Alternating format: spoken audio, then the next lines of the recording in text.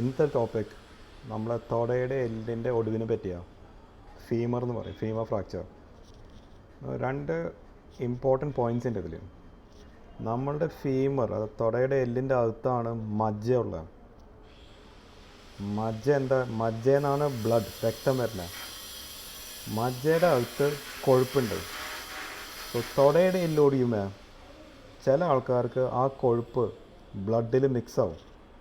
അത് നല്ലതല്ല. ഇവരിതും പ്രശ്നം വരും. കണ്ണിലേക്കും ഹാർട്ടിലേക്കും തലച്ചോറിലേക്ക്, ബ്രെയിനിലേക്ക് രക്തോട്ടം കുറയാൻ തുടങ്ങും, കൊഴുപ്പുള്ളത് കാരണം.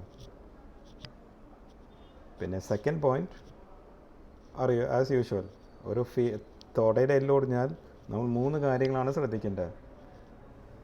ലെങ്ത്, അതായത് നീളം കറക്റ്റായിട്ട് കിട്ടണം, വളയാനും പാടില്ല, തിരിയാനും പാടില്ല. സോ തൊടയുടെ എല്ലൊടിഞ്ഞാൽ സർജറിയാണ്, നമ്മളത് കമ്പി വെച്ച് ഉറപ്പിക്കും.